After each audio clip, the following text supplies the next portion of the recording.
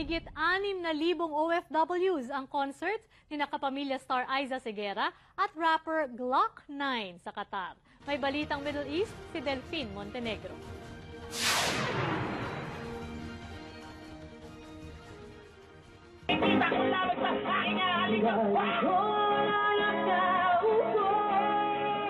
Patok sa mga OFW ang team up ni Aiza Seguera at award-winning rapper si Glock 9.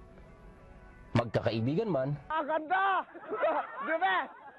Oh, lahat ay masaya. Glock 9 o Aiza? Si Glock 9! Alas 6 po na, dito na kami. Excited talaga. O magkakapamilya. Oh, si Glock 9, siya, si Aiza, si Kute. Masaya, maraming tao. Ngayon lang nang ulit na kami nakapunta dito. Kaya masaya. Napakahusay. Sana maulit. Glock 9, napakagaling. Mabuti at naging successful ang concert. Libo-libo yung dumumog na audience sa atin. Mahusay, the best. Si Glock 9, talagang saludo kami, Aiza at si Aina Odin. Walang humpay ang sigawan ng mga tao, mas lalo na ng kantahin ni Glock 9 ng mga sikat niyang kanta, pati na si Francis M. noong nabubuhay pa.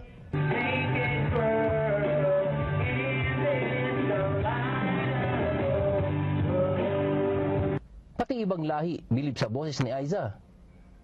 Pero si Aiza at Glock 9, mas bilib sa mga OFW. Ako, sa totoo lang, bilib ako sa inyo dahil sabi ko nga hindi ako makatagal ng ilang araw na wala sa pamilya ko. What more kayo? Buwan, taon, binibilang.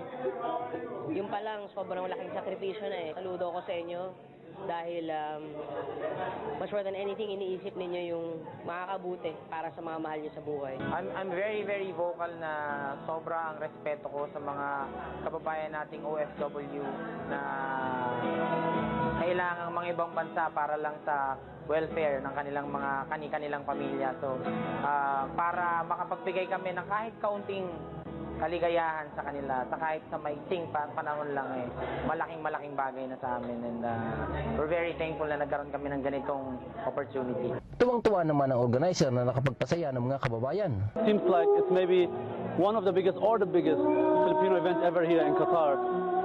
And now we have to continue. I think we have here around, based on what they counted on the entrance here from the ministry, they said we have 6,500 people.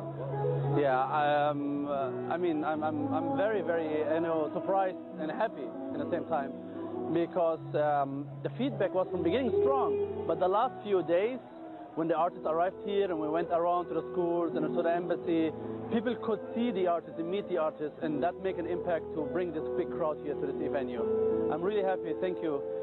Thank the whole Filipino community. Kasama rin ang dalawa sina Eva Hugueta ng Pretty Young Thing all-girl singing group at 2013 talentanong Pinoy Middle East Worldwide Aina Odin na sinuportahan ng mga local dance group katulad ng Beats and Bites Dancer, M2CD at DIMP Crew Dancers. Nagbabalita sa Middle East, Delphine Montenegro, Doha, Qatar.